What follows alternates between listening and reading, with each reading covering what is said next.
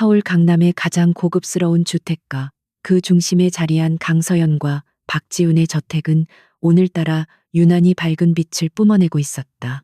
저택의 통유리창 너머로 흘러나오는 따뜻한 조명과 나지막한 웃음소리는 완벽한 상류층 가정의 표본처럼 보였다.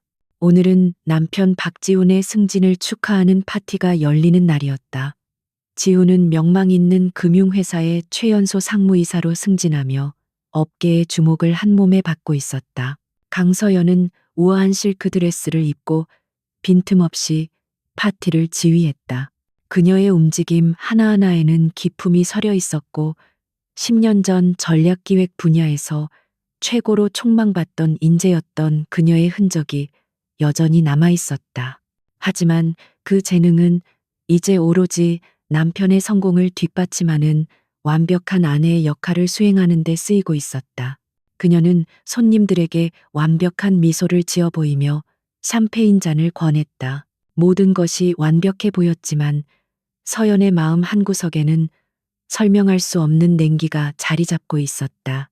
축하의 중심에 서 있는 남편, 박지훈은 손님들의 아첨과 축사에 둘러싸여 환하게 웃고 있었지만 그 웃음은 서연에게까지 닿지 않았다.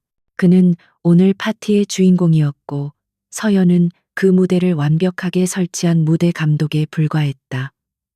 그녀의 희생은 당연한 것으로 여겨졌다. 파티가 무르익을수록 지훈의 태도는 미묘하게 변해갔다. 그는 평소보다 술을 빨리 마셨고 동료들의 농담에 과장되게 웃었지만 그 웃음 끝에는 늘 약간의 초조함이 묻어났다. 서연이 잠시 음식을 점검하고 돌아왔을 때 그는 구석에서 누군가와 급하게 통화를 하고 있었다. 서연과 눈이 마주치자 그는 마치 성가신 방해라도 받은 듯 미간을 찌푸리며 황급히 전화를 끊었다. 무슨 일이에요? 지훈 씨? 표정이 안 좋네요. 서연이 부드럽게 물었지만 그녀의 목소리에는 자신도 모르는 긴장감이 실려 있었다. 지훈은 넥타이를 조금 풀며 짜증 섞인 목소리로 대꾸했다. 별일 아니야. 회사 일. 당신은 파티나 신경 써. 이런 사소한 걸로 내 기분 망치지 말고. 그의 말은 날카로웠고 사소한 일이라는 단어가 서연의 가슴을 찔렀다. 이 완벽한 집, 완벽한 파티, 그리고 완벽해 보이는 결혼 생활. 이 모든 것이 사실은 얇은 유리 위에 세워진 성일지도 모른다는 불안감이 엄습했다. 서연은 10년간 자신의 모든 것을 걸고 지켜온 이 성이 사실은 자신을 가두는 감옥이었을 수도 있음을 어렴풋이 느끼기 시작했다. 그녀는 다시 손님들을 향해 미소를 지었지만 눈빛은 차갑게 식어 있었다. 자정이 가까워지자 손님들이 하나둘씩 떠나기 시작했다. 서연은 현관까지 배웅하며 마지막까지 완벽한 안주인의 역할을 수행했다. 지훈은 이미 술에 취해 비틀거리며 서재로 들어가 버렸다.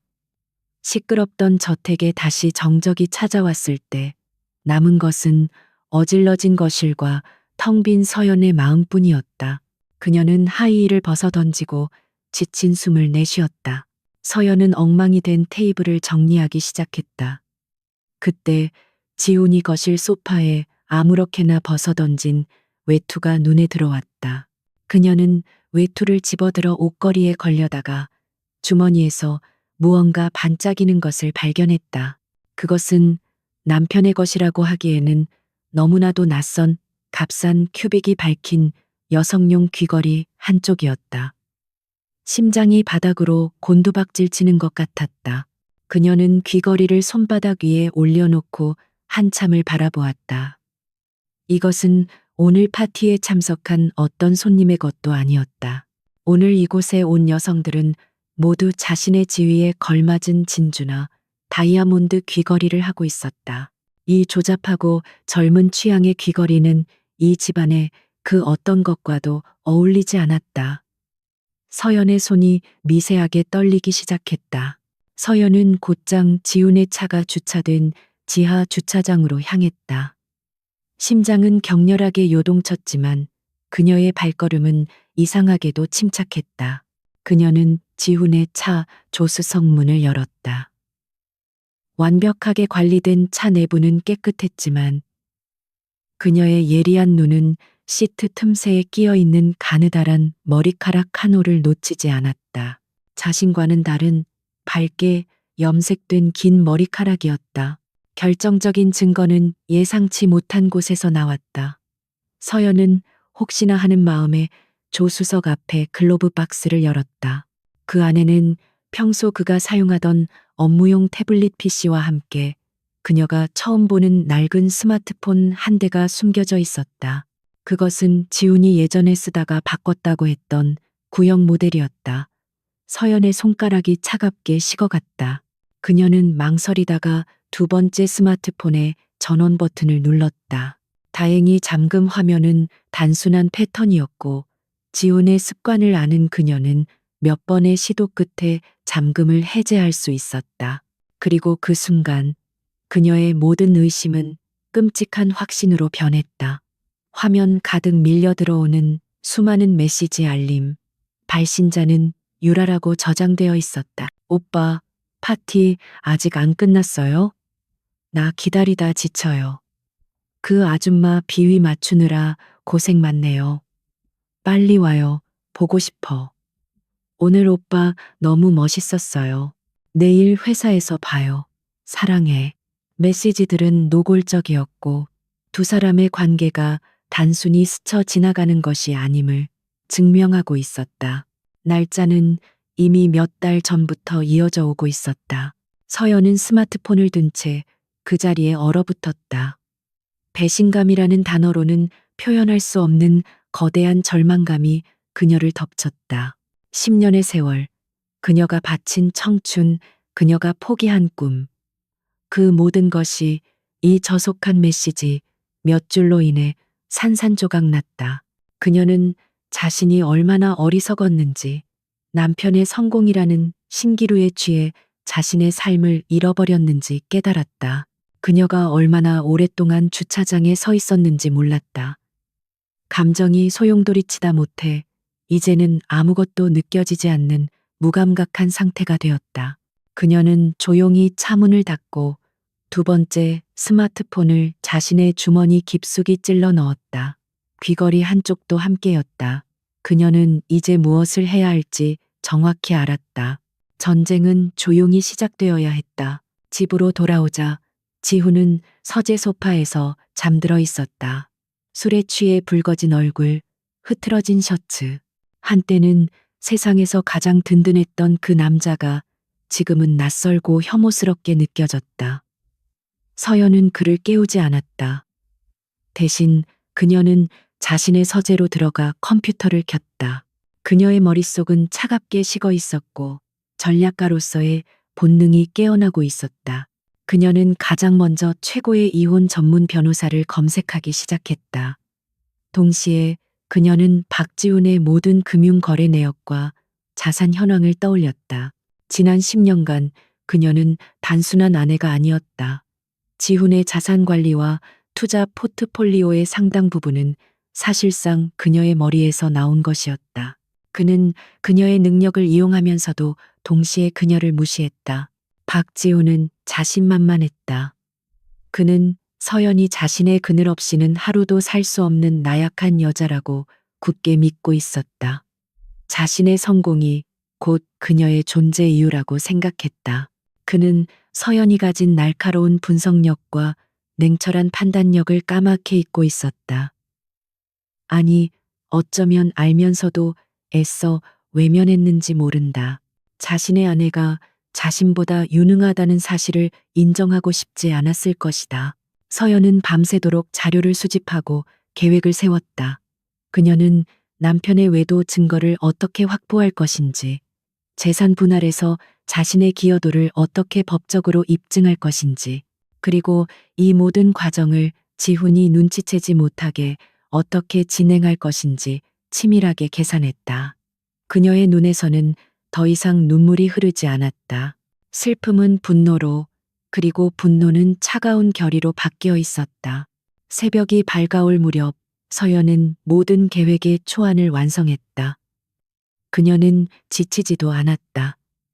오히려 10년 만에 처음으로 살아있음을 느꼈다. 잃어버렸던 자신의 모습을 되찾은 기분이었다. 그녀는 더 이상 박지훈의 아내 강서연이 아니었다. 그녀는 오로지 강서연 그 자신으로 다시 태어나고 있었다. 아침이 되어 지훈이 숙취로 머리를 감싸쥐고 서재에서 나왔을 때 서연은 이미 완벽하게 아침 식사를 준비해 놓고 있었다. 그녀는 평소와 다름없는 단정한 모습으로 커피를 내리고 있었다. 어젯밤의 폭풍 같은 감정은 그녀의 얼굴에 어떤 흔적도 남기지 않았다. 그녀는 지훈에게 부드럽게 미소 지으며 말했다. 일어났어요? 꿀물 준비했어요. 속 아프죠? 지훈은 의심 없이 꿀물을 받아 마셨다. 그는 서연의 고요한 얼굴 뒤에 숨겨진 차가운 결심을 전혀 눈치채지 못했다. 그는 여전히 자신이 이 집의 왕이라고 생각했다. 어제 파티는 괜찮았어.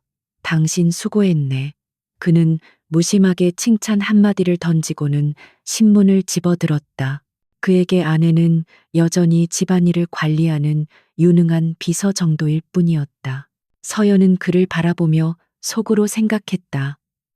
마음껏 즐겨요, 박지훈 씨. 당신이 그 자리에서 누릴 수 있는 시간도 얼마 남지 않았으니까. 그녀는 조용히 커피잔을 들고 테라스로 나갔다. 아침 햇살이 눈부시게 쏟아졌지만 그녀의 눈빛은 그보다 더 차갑고 날카롭게 빛나고 있었다. 완벽했던 그녀의 세계에 생긴 균열은 이제 돌이킬 수 없는 파국을 예고하고 있었다. 그녀는 주머니 속의 귀걸이와 스마트폰을 다시 한번 만져보았다. 이것은 단순한 외도의 증거가 아니었다. 이것은 그녀의 새로운 삶을 위한 방아쇠였다. 박지훈은 자신이 얼마나 큰 실수를 저질렀는지, 자신이 무시했던 아내가 어떤 사람인지를 뼈저리게 깨닫게 될 것이었다. 그 대가는 혹독할 것이며 서연은 그 과정을 정확하게 지휘할 생각이었다. 서연은 오랫동안 잊고 지냈던 자신의 옛 명함을 떠올렸다. 전략기획팀 수석 애널리스트 강서연. 그녀는 비록 지금은 경력이 단절된 주부였지만 그녀의 두뇌는 녹슬지 않았다. 오히려 지난 10년간의 인내가 그녀의 칼날을 더욱 날카롭게 벼려놓았다. 그녀는 다시 한번 세상으로 나갈 준비를 시작했다. 그리고 그 첫 번째 무대는 박지훈과의 이혼 전쟁이었다. 그녀는 남편의 오만함과 방심을 역이용할 계획이었다. 지훈은 서연이 감정적으로 무너져 용서를 구걸하거나 혹은 분노에 차서 무작정 덤벼들 것이라 예상할 것이다. 하지만 서연은 그 두 가지 길을 모두 선택하지 않았다. 그녀는 가장 냉정하고 철저한 방식으로 법과 증거를 통해 그를 무너뜨릴 것이었다. 그날 오후 서연은 평소처럼 백화점에 가는 척 집을 나섰다. 하지만 그녀의 차가 향한 곳은 백화점이 아닌 서울에서 가장 유능하기로 소문난 이혼 전문 로펌이 있는 법무법인 정률의 사무실이었다. 그녀는 상담실에 앉아 어젯밤 자신이 수집한 증거들과 정리한 자료들을 변호사 앞에 침착하게 내려놓았다. 변호사는 서연이 제시한 자료들의 치밀함과 그녀의 냉철한 태도에 놀란 표정을 지었다. 그는 감정에 호소하는 대신 명확한 사실과 법적 근거를 제시하는 서연에게서 강한 신뢰를 느꼈다. 박 상무님께서 큰 실수를 하셨군요. 부인께서 이렇게까지 유능하신 분인 줄 모르셨던 것 같습니다. 변호사의 말에 서연은 처음으로 희미한 미소를 지었다. 그는 저를 과소평가했어요. 그게 그의 가장 큰 실수죠. 서연의 목소리는 낮고 단호했다. 그녀는 이제 더 이상 흔들리지 않았다. 그녀의 눈앞에는 오직 승리라는 목표만이 선명하게 보였다. 박지훈이 자신의 성공에 도취해 있는 동안 강서연은 그의 발밑을 무너뜨릴 가장 정교한 계획을 실행에 옮기기 시작했다.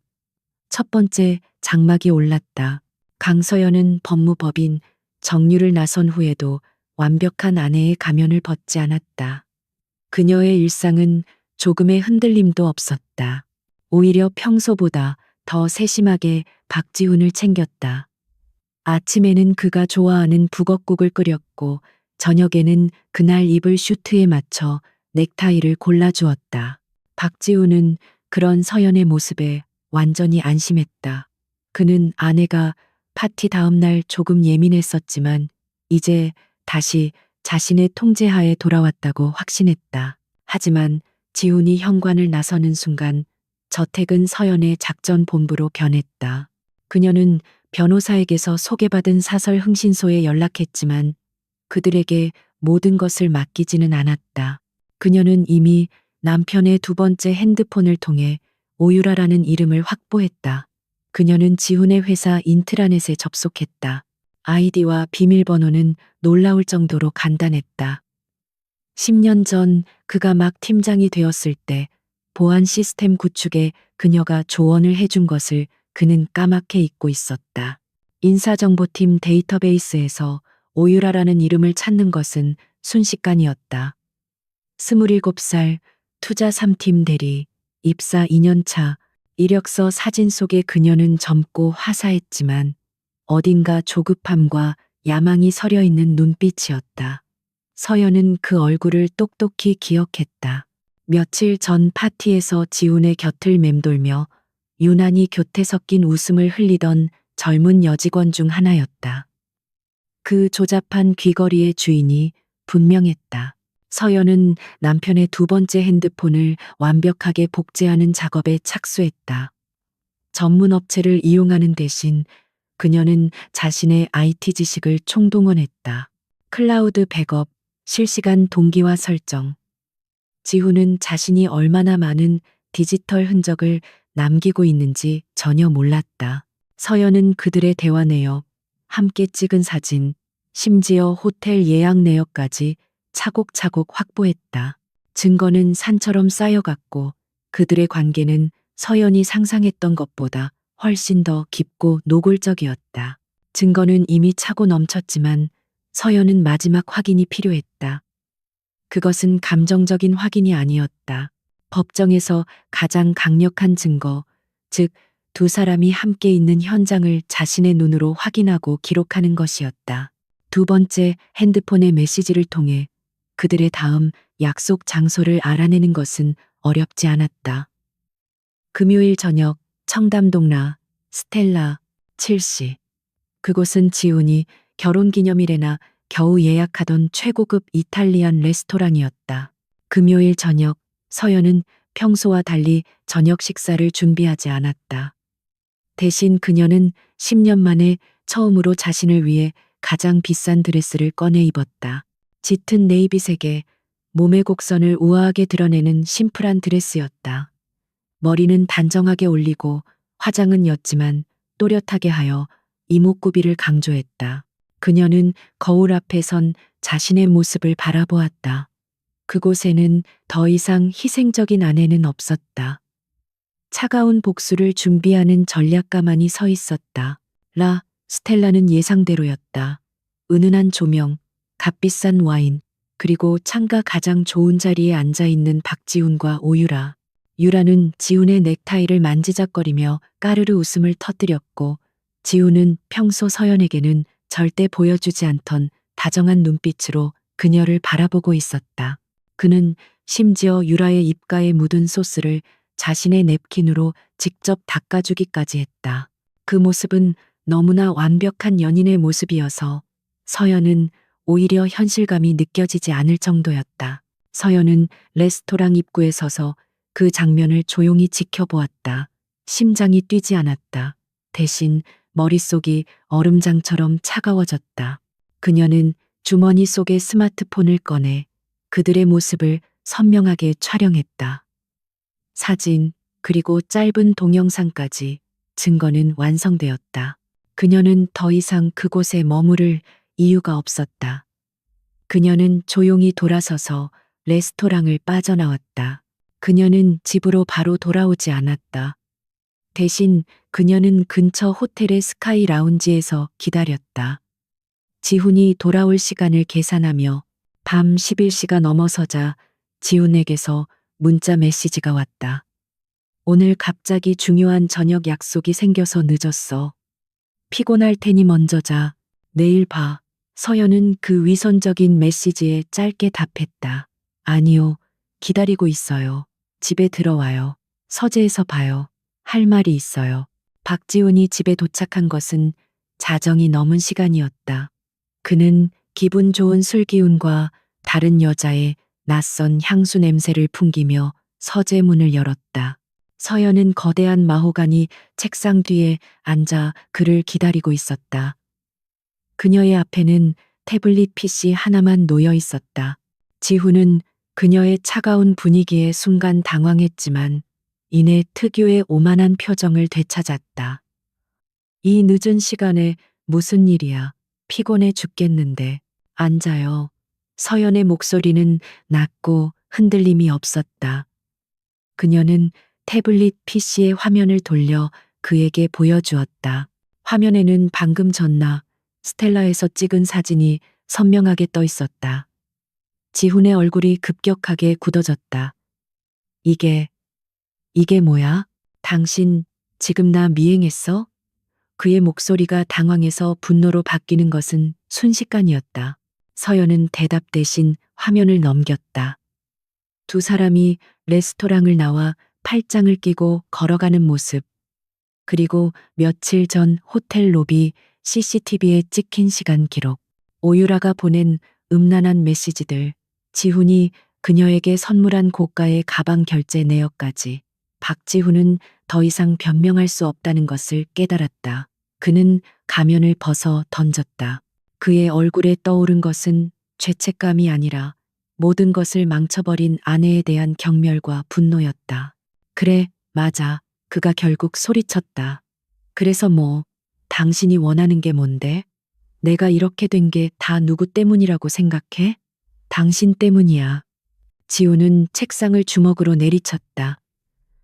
10년 동안 당신이랑 사는 게 숨이 막혔어. 늘 그렇게 완벽하고 차갑고 재미없는 여자. 당신은 아내가 아니라 나를 감시하는 관리자 같았다고. 그는 서연을 손가락질하며 온갖 비난을 퍼부었다. 유라는 적어도 여자다워 날 웃게 해주고 날 진심으로 존경해준다고. 당신처럼 사사건건 날 가르치려 들지 않아. 당신이 그렇게 잘났으면 왜 그 좋은 머리 썩히면서 집구석에만 있었는데. 결국 당신도 내 돈, 내 성공 없이는 아무것도 아니잖아. 그의 말은 날카로운 비수가 되어 서연의 가슴에 밝혔다. 박지훈은 여기서 그치지 않았다. 그는 서연의 가장 아픈 곳을, 그녀가 애써 외면해온 불안감을 정확히 찔렀다. 솔직히 말해줄까? 당신 이제 늙었어. 여자로서 아무 매력 없다고. 유라가 얼마나 젊고 생기 넘치는지 당신은 상상도 못할 거야. 내가 능력 있는데 젊은 여자 만나는 게 그렇게 잘못된 일이야? 성공한 남자의 당연한 권리 아니냐고. 그의 저열한 본성이 여과 없이 드러나는 순간이었다. 서연은 그 모든 모욕적인 말들을 묵묵히 들었다.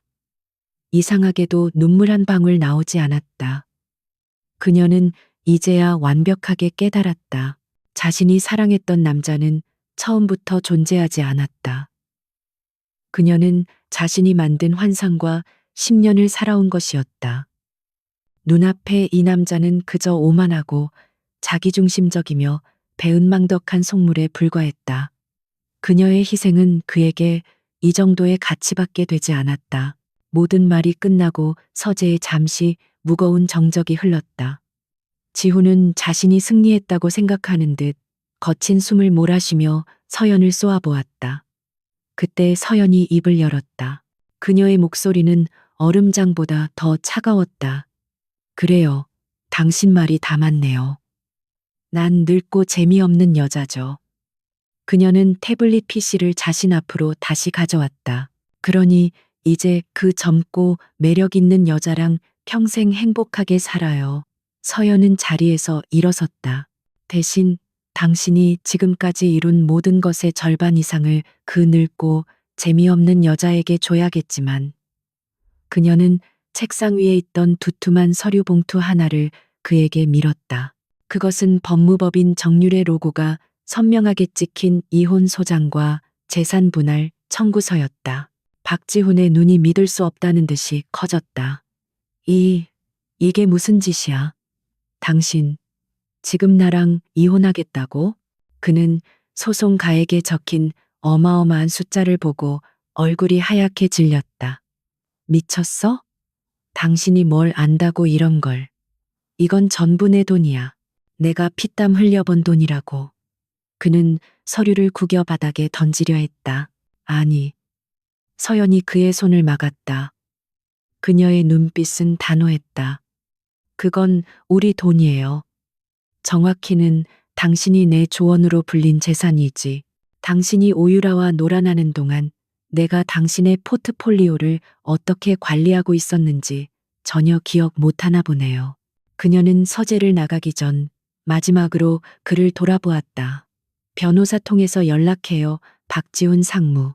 이제부터 당신은 내 남편이 아니라 내 소송 상대방일 뿐이니까. 서연은 서재 문을 닫고 나왔다. 쾅하고 닫히는 문소리는 그녀의 지난 10년간의 결혼 생활의 마침표를 찍는 소리처럼 선명하게 들렸다. 박지훈은 구겨진 소장을 든 채 그 자리에 망연자실하게 서 있었다.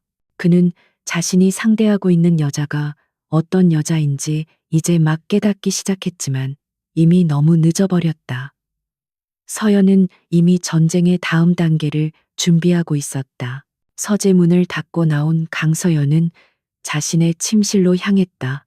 지난 10년간 박지훈과 함께 사용했던 안방이 아닌 집의 반대편 날개에 위치한 그녀만의 공간이었다. 그곳은 처음 이 집을 설계할 때 그녀가 유일하게 고집했던 장소였다. 문을 잠그는 순간 방금 전까지 그녀를 지탱하던 차가운 분노와 아드레날린이 순식간에 빠져나가는 것이 느껴졌다. 다리가 후들거려 그대로 주저앉았다. 그녀는 울지 않았다. 눈물은 이미 말라버린 지 오래였다. 대신 거대한 공허함이 그녀를 집어삼켰다. 지난 10년의 세월이 주마등처럼 스쳐 지나갔다. 최고 엘리트 코스를 밟던 그녀가, 모두의 기대를 한 몸에 받던 그녀가 박지훈이라는 남자를 만나 사랑에 빠지고 그의 성공을 위해 자신의 모든 것을 기꺼이 포기했던 순간들. 그 모든 것이 한순간에 재가 되어 흩어지는 듯했다. 박지훈이 내뱉었던 저열한 말들이 귓가에 메아리 쳤. 늙었어. 재미없어. 내 돈 없이는 아무것도 아니잖아. 그 말들은 비수가 되어 그녀의 자존감을 난도질했다. 그녀는 그가 틀렸다고 반박하고 싶었지만 마음 한구석에서는 그 말이 사실일지도 모른다는 두려움이 피어올랐다. 그녀는 정말 지난 10년간 남편의 그늘에 기생하며 자신의 가치를 잃어버린 것일까? 그렇게 며칠이 흘렀다. 서연은 방 밖으로 한 걸음도 나가지 않았다. 저택은 거대한 무덤처럼 고요했다. 박지훈은 그날 밤 이후로 집에 들어오지 않았다. 아마도 오유라에 거처나 호텔에서 지내며 변호사들과 대책을 논의하고 있을 터였다. 그는 서연이 감정적으로 무너져 결국 이혼을 포기하거나 혹은 터무니없는 재산 분할 요구를 철회할 것이라 믿고 있을 것이다. 그는 여전히 그녀를 과소평가하고 있었다. 서연은 아무것도 먹지도 마시지도 않고 오직 생각에 잠겨 있었다. 이것은 단순한 심리적 붕괴가 아니었다. 그것은 낡은 껍질을 깨고 나오기 위한 마지막 탈피의 고통이었다. 그녀는 자신의 결혼 생활이라는 페어더미 속에서 잃어버렸던 자신의 본질을 찾고 있었다. 그녀는 박지훈의 아내 이전에 강서연이라는 한 명의 독립된 인간이었다. 나흘째 되던 날 새벽 그녀는 침대에서 일어났다. 더 이상 슬퍼할 시간도 절망할 여유도 없었다. 그녀는 샤워를 하고 검은색 정장을 꺼내 입었다. 그리고 그녀의 침실과 연결된 작은 서재로 들어갔다. 그곳은 지훈의 화려한 서재와는 달리 오직 그녀의 전공 서적과 과거의 프로젝트 파일들로 가득 차 있었다. 먼지 쌓인 책장에는 그녀의 대학 수석 졸업장과 최우수 논문상이 놓여 있었다. 그녀는 자신의 석사 학위 논문을 꺼내 들었다. 신흥시장 M&A를 위한 전략적 위험 평가 모델. 그녀는 한때 이 분야에서 가장 촉망받는 유망주였다. 박지훈을 만나기 전까지는 그녀는 자신의 재능을 남편의 자산 포트폴리오를 관리하고 그의 회사 내 정치적 입지를 위한 전략을 짜주는 데 소모했다.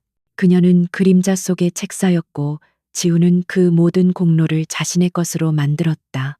그때였다. 박지훈의 말, 내 돈 없이는 아무것도 아니잖아. 라는 그 모욕적인 말이 다시 떠올랐다. 서연의 입가에 차가운 미소가 번졌다. 그래, 당신 말이 맞을지도 모르지. 하지만 그 당신 돈이 누구 머리에서 나왔는지 잊어버린 모양이네. 그녀는 자신의 책상 서랍 깊숙한 곳에서 암호화된 외장 하드 드라이브 몇 개를 꺼냈다. 그녀는 즉시 컴퓨터를 켜고 작업에 착수했다. 그녀의 슬픔은 이제 얼음처럼 차가운 분노와 명확한 목표 의식으로 변해 있었다. 그녀는 지난 10년간 박지훈의 모든 자산 형성 과정을 관리했다.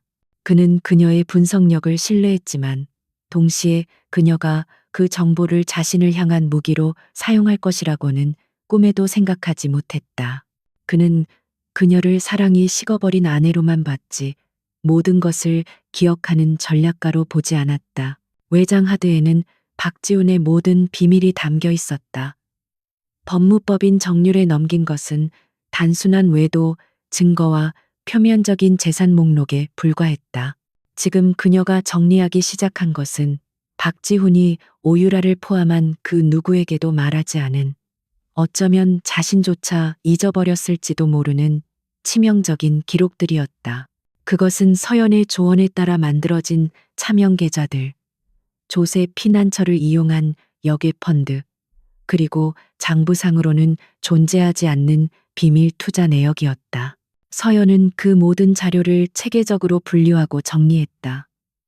그녀는 박지훈의 총자산 중 최소 40%가 법망을 교묘하게 피해 숨겨져 있다는 것을 정확히 파악했다. 그리고 그 모든 자금의 흐름과 형성에 자신이 직간접적으로 기여했음을 증명할 수 있는 이메일과 메모들을 함께 첨부했다. 이것은 단순한 재산 분할 소송이 아니었다.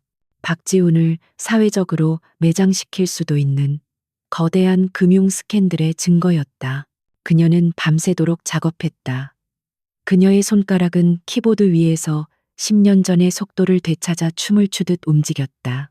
그녀의 두뇌는 마치 오랫동안 잠자던 거대한 엔진이 다시 가동되는 것처럼 뜨겁게 회전했다. 그녀는 자신이 아직 죽지 않았음을, 자신의 능력이 조금도 녹슬지 않았음을 확인했다. 그녀는 더 이상 박지훈의 성공에 기생하는 존재가 아니었다. 오히려 박지훈이 그녀의 두뇌에 기생하고 있었던 것이다. 날이 밝을 무렵 서연은 모든 자료를 암호화하여 정률의 담당 변호사에게 전송했다. 그리고 짧은 메시지를 덧붙였다. 이것이 박상무의 진짜 자산 목록입니다. 이 자료를 바탕으로 협상을 다시 시작해 주십시오. 만약 그가 불응할 시 이 자료는 국세청과 금융감독원에도 전달될 것임을 명확히 경고하십시오.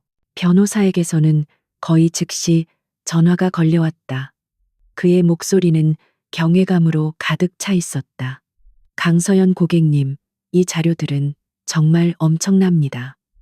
이 정도라면 단순한 재산 분할이 아니라 박상무의 모든 것을 빼앗아 올 수도 있습니다. 그가 감히 거부할 수 없을 겁니다. 서연은 담담하게 대답했다. 저는 그의 모든 것을 원하지 않아요. 오직 제가 기여한 만큼만 정확하게 돌려받고 싶을 뿐입니다. 그리고 그의 오만한 콧대를 꺾어주고 싶군요. 전화를 끄는 서연은 깊은 숨을 내쉬었다. 복수의 첫 번째 단계는 완벽하게 마무리되었다. 이제 두 번째 단계를 시작할 시간이었다. 그것은 그녀 자신의 삶을 되찾는 것이었다. 그녀는 10년 만에 자신의 이력서를 열었다. 강서연 전략기획 전문가. 마지막 경력은 10년 전 KC 컨설팅 수석 연구원에서 멈춰 있었다. 그녀는 한참 동안 빈 화면을 바라보았다. 지난 10년을 어떻게 설명해야 할까? 전업주부라는 네 글자로는 그녀가 해왔던 일들을 도저히 표현할 수 없었다. 그녀는 이력서의 경력란을 지우고 새로 입력하기 시작했다. 2013, 2023 개인 자산 관리 및 투자 전략 고문, 비공개 포트폴리오. 그녀는 그 아래에 지난 10년간 자신이 관리했던 자산 규모와 연평균 수익률, 그리고 성공적으로 조언했던 투자 사례들을 익명화하여 기입했다.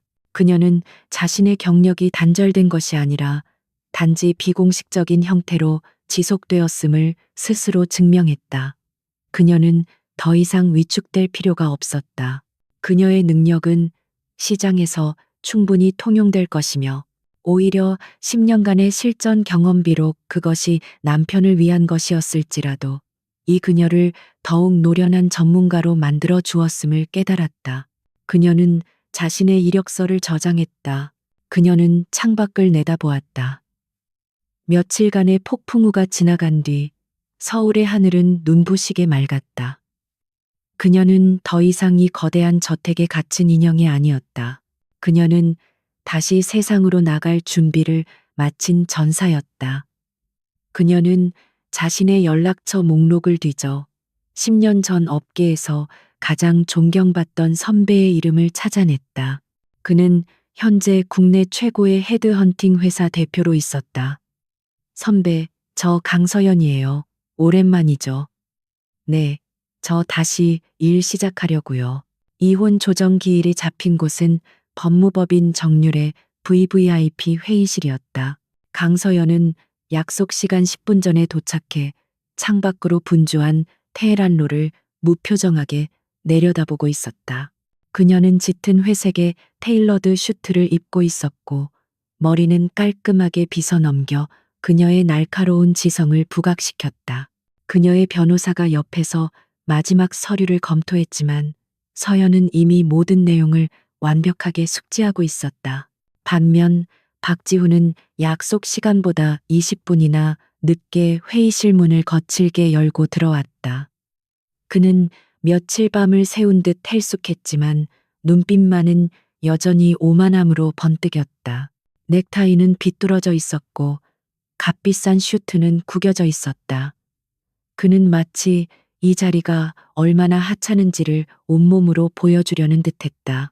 그의 변호사는 안절부절 못하며 서연 측에 연신고개를 숙였다. 늦어서 미안하게 됐군. 지훈이 의자에 거만하게 주저앉으며 말했다. 그는 서연을 똑바로 쳐다보며 경멸이 담긴 비웃음을 흘렸다. 그래, 어디까지 하나 보려고 왔어. 집안일이나 하던 여자가 변호사까지 사서 이 쇼를 벌이는 데는 돈이 꽤 들었을 텐데. 내가 준 돈으로 내 뒤통수를 치는 건가? 서연은 대꾸하지 않았다. 그녀의 변호사가 정중하지만 단호하게 입을 열었다. 박지훈 씨, 오늘은 감정적인 대화를 하러 온 자리가 아닙니다. 강서연 고객님의 이혼 요구 조건과 재산 분할 목록입니다. 변호사가 서류를 지훈 측 변호사에게 건넸다. 지훈은 그것을 가로채듯 받아들고는 훑어보더니 이내 코웃음을 쳤다. 뭐, 재산의 절반? 정신 나갔군. 그가 서류를 테이블 위로 던졌다. 당신이 지난 10년간 이룬 게 뭔데? 내 돈으로 호의호식하면서 백화점이나 돌아다닌 것 말고 뭘 했냐고. 법적으로도 유책 배우자는 당신이야. 날 감시하고 미행했으니까 난 한 푼도 줄 수 없어. 아니, 관대하게 이 집은 당신 가지라고 해주지. 대출금은 알아서 갚고 박지훈의 변호사가 당황하며 그의 팔을 잡았지만 지훈은 뿌리쳤다. 그는 서연이 이쯤에서 겁을 먹고 무너질 것이라 확신했다. 그는 그녀가 이 거대한 저택의 유지비조차 감당할 능력이 없다는 것을 잘 알았다. 그는 서연이 자신의 돈 없이는 단 하루도 버틸 수 없는 나약한 존재라고 굳게 믿고 있었다. 그것이 그가 10년간 가져온 아내에 대한 정이었다. 박지훈 씨, 서연이 처음으로 입을 열었다. 그녀의 목소리는 회의실의 공기를 얼릴 듯 차가웠다. 당신은 아직도 상황 파악이 안 되는군요. 그녀는 자신의 변호사에게 고갯짓했다. 변호사는 준비한 두 번째 파일을 꺼내 테이블 중앙에 올려놓았다. 그것은 지난 며칠간 서연이 밤을 새워 정리한 박지훈의 진짜 재산 목록이었다. 이게 다 뭡니까? 지훈의 변호사가 파일을 펼쳐보고는 얼굴이 하얗게 질렸다. 그곳에는 스위스 비밀 계좌의 거래 내역, 버진 아일랜드에 설립된 페이퍼 컴퍼니의 지분 구조도, 그리고 박지훈이 타인 명의로 보유한 강남의 상가, 건물 등기부 등본까지 그가 수년간 교묘하게 숨겨온 모든 자산이 적나라하게 기록되어 있었다. 박지훈은 눈을 의심하며 서류를 빼앗아 들었다. 그의 손이 미세하게 떨리기 시작했다.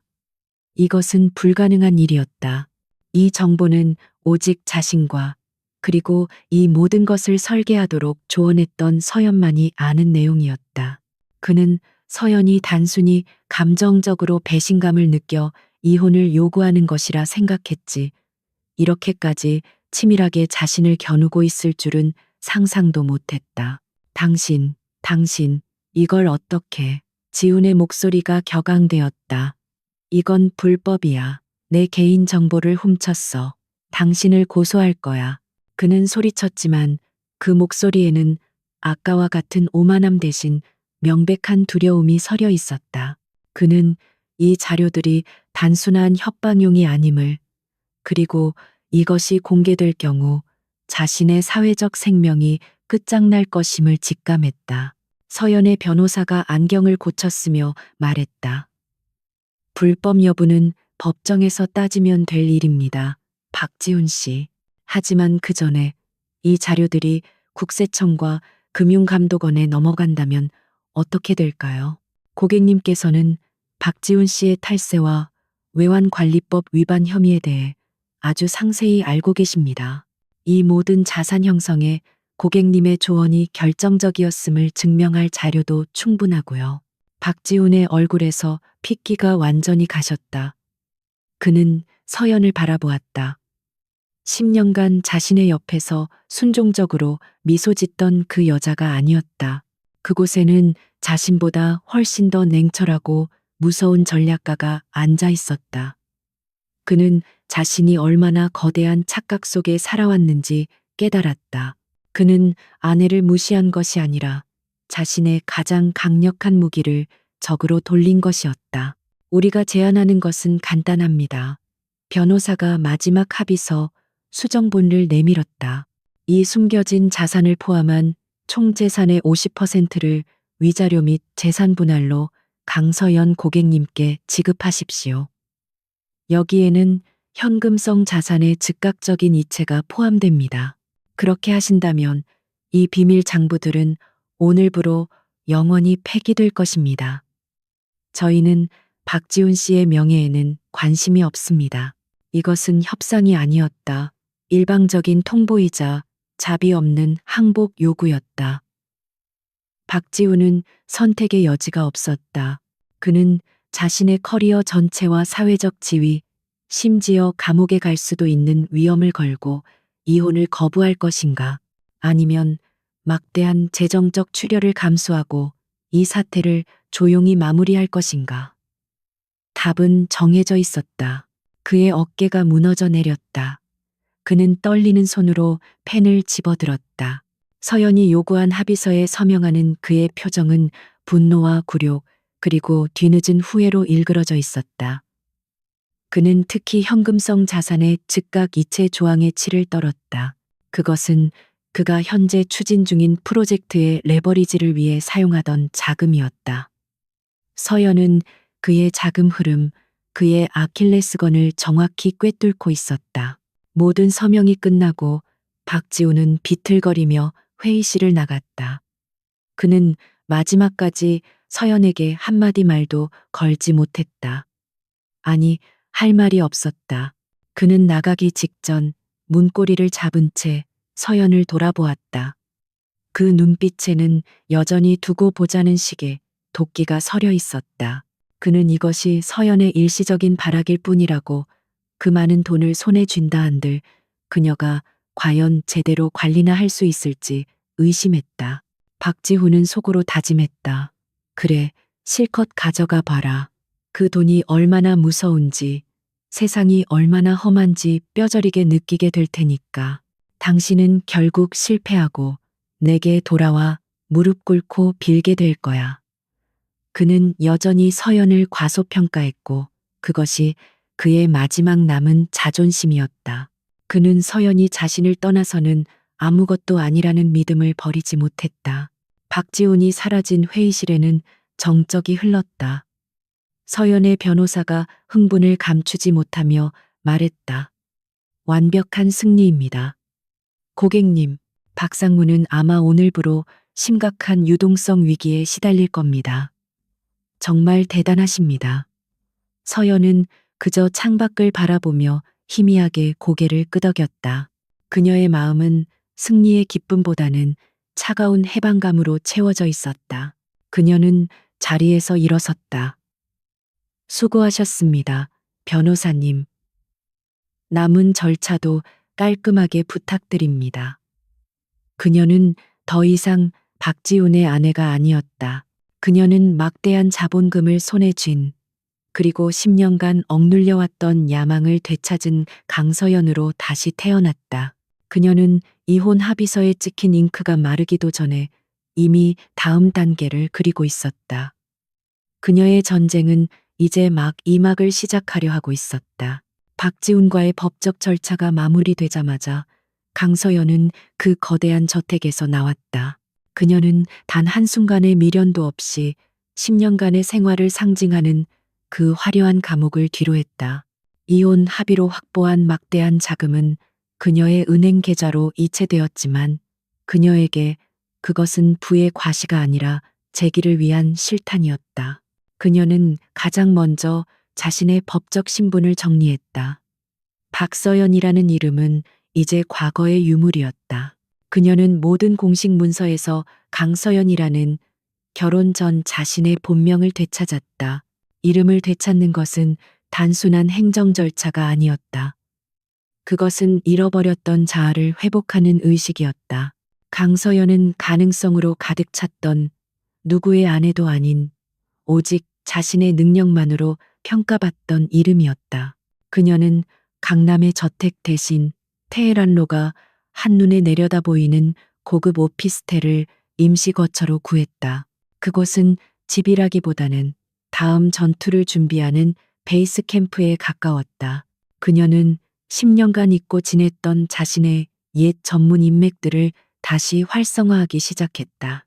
가장 먼저 연락한 곳은 삼장에서 이미 통화했던 헤드헌팅 회사 대표인 대학 선배였다. 선배는 그녀의 전화를 반가워하면서도 동시에 조심스러워했다. 10년이라는 공백은 금융 전략 분야에서 사형 선고나 다름없었다. 서연아, 네가 아무리 뛰어났어도 10년은 너무 길어. 현실적으로 팀장급은 무리야. 차라리. 서연은 그의 말을 끊지 않고 조용히 들었다. 그리고 그의 우려가 타당하다고 인정한 뒤 자신의 이력서를 이메일로 전송했다. 이력서에는 전업주부 대신 비공식 개인 투자 고문이라는 직함이 적혀 있었다. 그리고 그 아래에는 지난 10년간 박지훈의 자산을 관리하며 기록했던 놀라운 수익률과 성공적인 M&A, 자문 사례들이 익명화되어 나열되어 있었다. 선배에게서 10분도 채 되지 않아 다시 전화가 걸려왔다. 그의 목소리는 아까와 달리 흥분으로 가득 차 있었다. 강서연, 너 이걸 정말 네가 다 한 거야? 이 포트폴리오는 이건 웬만한 펀드 매니저보다 훨씬 공격적이고 성공적이잖아. 대체 10년간 뭘 하고 지낸 거냐? 서연은 담담하게 대답했다. 선배 말대로 현실에 안주하지 않고 매일 시장을 분석하고 실전에 참여했죠. 비록 무대 뒤였지만 선배는 몇 군데 안전한 금융회사의 임원급 자리를 제안했다. 하지만 서연의 목표는 그곳이 아니었다. 그녀는 다시 정상으로 가장 치열한 전쟁터로 돌아가고 싶었다. JW 그룹 전략기획실 팀장 자리, 아직 공석이죠? 전 그 자리 아니면 안 가요. 선배는 잠시 숨을 삼켰다. 서연아, 거긴 지옥이야. 특히 한태민 CEO, 그 사람 밑에서 1년을 버틴 팀장이 없어. 업계에선 분석가들의 무덤이라고 불린다고. 서연의 눈빛은 오히려 더 강렬해졌다. 그래서 가고 싶은 거예요. 제 능력이 녹슬지 않았는지 그 얼음 황제라는 사람에게 직접 검증받고 싶어요. 그녀의 결의는 확고했다. 결국 선배는 그녀의 이력서를 JW 그룹에 제출했다. 서류 전형은 의외로 쉽게 통과되었다. 그녀의 비공식 포트폴리오가 실무진의 눈길을 사로잡았던 것이다. 이어진 1차 실무 면접과 2차 임원 면접에서도 그녀는 날카로운 분석력으로 면접관들을 압도했다. 문제는 10년의 공백이었다. 아무리 그녀가 뛰어나다 한들 조직 생활의 감각이 무뎌졌을 것이라는 편견이 존재했다. 인사팀은 그녀의 채용을 망설였고 결국 최종 결정은 JW 그룹의 총수 한태민 CEO의 손에 넘겨졌다. 그리고 마침내 최종 면접일이 되었다. 서연은 짙은 남색 슈트를 입고 여의도 JW 그룹 본사의 최상층 CEO 집무실 앞에 섰다. 집무실 내부는 극도로 미니멀했다. 거대한 통유리창으로 서울 전경이 펼쳐져 있었고 방 한가운데에는 거대한 책상 하나만 놓여 있었다. 한태민은 40대 초반으로 보였지만 그에게서는 나이를 가늠할 수 없는 냉철함과 무게감이 느껴졌다. 그는 날카로운 안경 너머로 서연을 훑어보았다. 어떤 감정도 읽을 수 없는 눈빛이었다. 그는 서연의 이력서를 테이블 위에 올려놓고는 첫마디를 던졌다. 10년 공백이군요. 그의 목소리는 낮고 건조했다. 강서연 씨의 과거 경력은 화려하지만 그건 10년 전 이야기입니다. 이 비공식 포트폴리오는 인상적이지만 속꿉 장난이었을 수도 있죠. JW그룹은 속꿉 장난하는 곳이 아닙니다. 왜 우리가 당신을 뽑아야 합니까? 그는 서연에게 자기소개나 포부 따위를 물을 생각이 전혀 없어 보였다. 서연은 긴장하지 않았다. 오히려 이런 압박 면접을 기다려왔다는 듯 침착하게 대답했다. 공백이 아니라 비공식 실전이었습니다. CEO님, 속꿉장난으로 연평균 20%의 복합 수익률을, 그것도 2008년 금융위기와 최근의 팬데믹 위기를 거치면서 달성할 수는 없습니다. 그녀의 목소리에는 흔들림 없는 자신감이 배어 있었다. 한태민은 표정 변화 없이 그녀를 응시했다. 그는 이런 자신감 넘치는 지원자들을 수없이 봐왔고 대부분은 실전에서 무너졌다. 그는 이력서를 옆으로 밀어버리고는 새로운 질문을 던졌다. 이것이 그의 방식이었다. 좋습니다. 그렇다면 가상의 시나리오를 하나 주죠. 그는 태블릿 PC를 켜서 서연 쪽으로 돌렸다. 화면에는 생소한 유럽 바이오테크 기업의 로고가 떠 있었다. 독일의 노바젠이라는 회사입니다. 유망한 알츠하이머 신약 파이프라인을 가졌지만 삼상 임상에서 데이터 확보에 실패하며 주가가 폭락했죠. 현재 적대적 MA에 노출되어 있습니다. 우리에겐 48시간의 시간이 주어졌습니다. 인수 여부를 결정해야 합니다. 나라면 어떻게 하겠습니까? 핵심 위험 요인과 당신의 최종 권고를 지금 여기서 말해보시죠. 이것은 단순한 테스트가 아니었다. 실제로 JW그룹이 검토 중인 딜일 수도 있었다. 서연은 잠시 화면을 응시했다. 그녀의 두뇌가 고속으로 회전하기 시작했다. 대부분의 지원자들은 재무제표나 주가 폭락 같은 표면적인 문제에 집중할 것이다. 하지만 한태민이 원하는 답은 그것이 아니었다. 그는 전략가의 시각을 원했다. 인수를 반대합니다. 서연이 망설임 없이 말했다. 한태민의 눈썹이 미세하게 움직였다. 이유는? 그는 짧게 물었다. 서연은 손가락을 하나씩 꼽으며 논리적으로 설명하기 시작했다. 첫째, 재무적 위험은 차치하겠습니다. 그건 실무진이 이미 분석했을 테니까요. 가장 큰 문제는 규제 위험입니다. EU, 특히 독일은 자국의 핵심 기술 기업에 대한 적대적 MA에 극도로 비우호적입니다. 인수 절차가 최소 2년 이상 지연될 수 있습니다. 그녀는 말을 이었다. 둘째, 핵심 인력 이탈 위험입니다. 바이오테크의 핵심 자산은 특허가 아니라 사람입니다. 삼상 실패의 원인이 데이터 오염이라면 그 데이터를 설계한 핵심 연구진이 경쟁사로 이탈할 경우 노바제는 빈 껍데기가 됩니다. 적대적 인수는 그들의 이탈을 가속화할 뿐입니다. 그녀의 분석은 날카롭고 다층적이었다. 마지막으로 경쟁사의 카운터 오퍼입니다. 현재 이 딜에 관심을 보이는 곳은 저희뿐만이 아닐 겁니다. 분명 미국의 거대 제약사 바이오넥스가 움직이고 있을 겁니다. 그들은 노바젠의 핵심 특허와 시너지를 낼 수 있는 원천 기술을 보유하고 있죠. 그들과의 출혈 경쟁은 승자의 저주로 이어질 것이 뻔합니다. 48시간 내에 결정할 사안이 아닙니다. 이것은 함정입니다. 집무실에는 잠시 침묵이 흘렀다. 한태민은 서연을 꿰뚫어 볼 듯이 바라보았다. 그는 지난 몇 달간 자신의 전략기획실 팀원들에게서 이렇게 빠르고 정확하며 핵심을 찌르는 분석을 들어본 적이 없었. 그녀는 10년의 공백이 무색할 만큼 날카로운 칼날을 그대로 간직하고 있었다. 아니, 오히려 더 예리해져 있었다. 한태민은 자리에서 일어나 창가로 걸어갔다. 뒷짐을 진 채 서울의 풍경을 내려다보던 그가 입을 열었다. 당신이 관리했다는 그 비공식 펀드, 주인이 누구였습니까? 그것은 면접과는 상관없는 질문처럼 들렸다. 하지만 서연은 그 질문의 의도를 즉각 파악했다. 그는 그녀의 동기를 확인하고 싶어 했다. 서연은 잠시 망설였지만 이내 솔직하게 대답했다.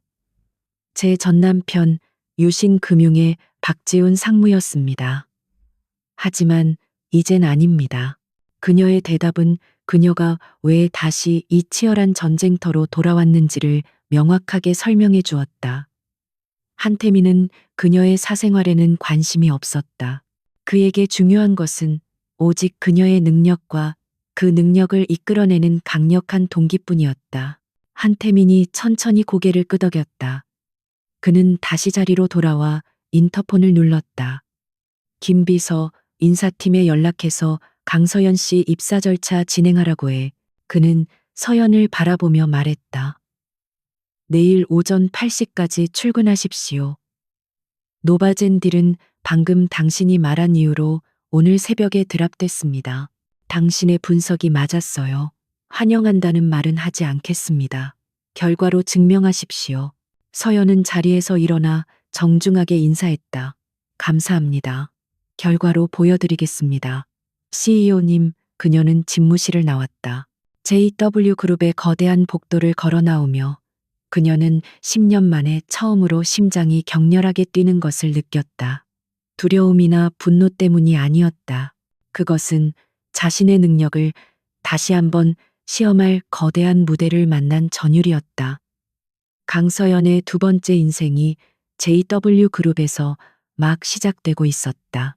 강서연의 JW그룹 전략기획실에서의 첫날은 그야말로 전쟁터였다. 그녀가 사무실에 들어섰을 때 팀원들은 노바젠 딜의 무산 여파로 인해 완전히 사기가 꺾여 있었다. 사무실 공기는 무거웠고 모두의 책상 위에는 처리되지 못한 보고서들이 산더미처럼 쌓여 있었다. 그녀의 전임자가 한태민 CEO의 압박을 견디지 못하고 뛰쳐나간 지 일주일이 지난 시점이었다. 팀원들은 새로운 팀장인 서연을 노골적으로 경계했다. 특히 10년의 경력 공백이 있는 낙하산처럼 보이는 여성 리더에 대한 불신은 깊었다.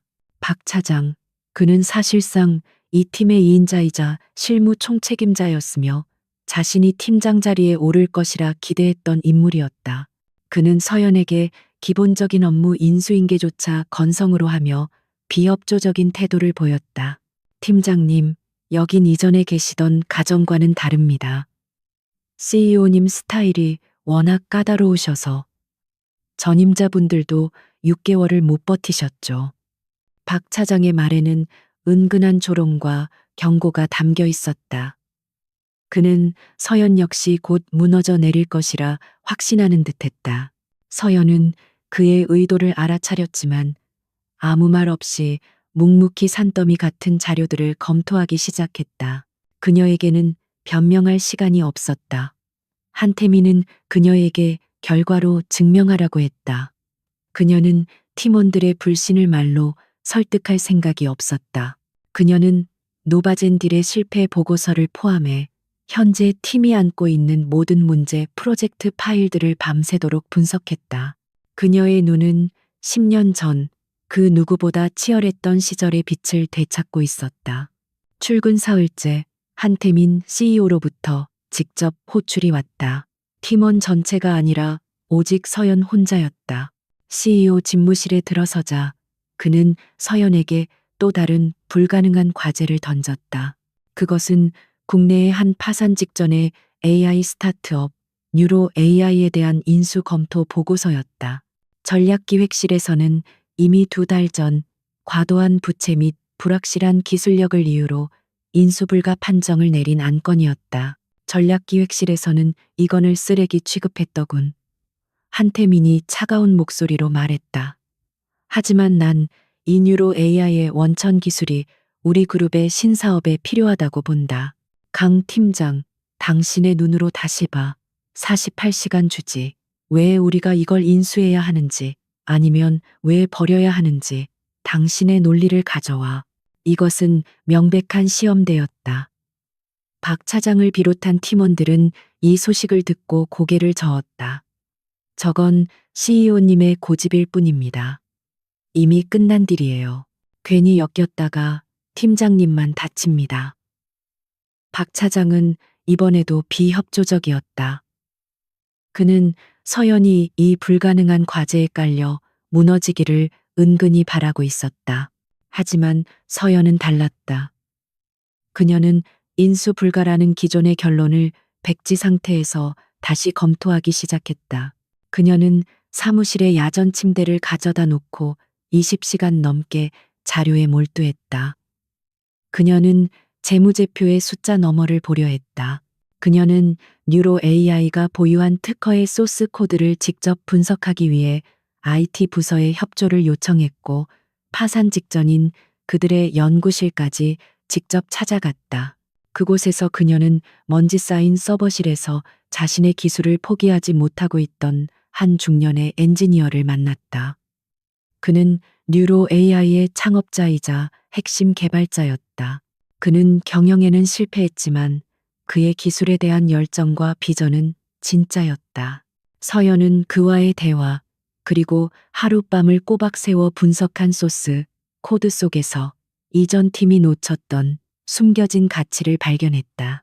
그들의 AI 기술은 당장의 상용화에는 실패했지만 그 기반이 되는 딥러닝 알고리즘은 JW 그룹이 추진하려는 스마트 팩토리 플랫폼의 핵심 병목 현상을 해결할 수 있는 잠재력을 지니고 있었다.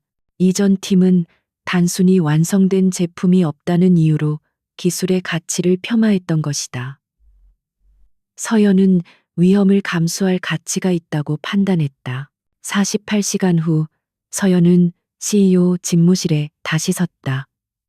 이번에는 두꺼운 보고서를 들고 있었다. 결론부터 말씀드리죠. 조건부 인수입니다. 그녀의 단호한 말에 한태민의 눈이 빛났다. 조건부라, 흥미롭군. 설명해봐. 서연은 보고서를 펼쳤다. 인수 가격은 중요하지 않습니다. 어차, 뉴로 AI는 파산 직전이니까요. 핵심은 창업자인 이 박사의 기술팀을 5년간 JW그룹에 완전히 묶어두는 것입니다. 그리고 그들에게 기존의 사업이 아닌 우리의 스마트 팩토리 사업부와 즉시 협업하도록 R&D 예산을 전폭적으로 지원해야 합니다. 이것은 기업 인수가 아니라 핵심 두뇌를 스카우트하는 딜입니다. 그녀는 이전 팀이 위험이라고 판단했던 모든 요소들을 관리 가능한 변수로 재해석했다.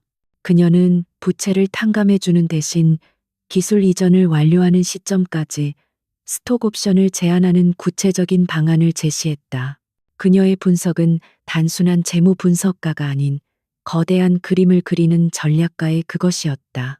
한태민은 그녀의 보고서를 날카롭게 파고들었다. 이 박사라는 사람의 기술이 그 정도 가치가 있다는 것을 어떻게 확신하지? 실패한 기술일 수도 있어. 그가 공격적으로 질문했다. 서연은 한치의 물러섬도 없이 대답했다.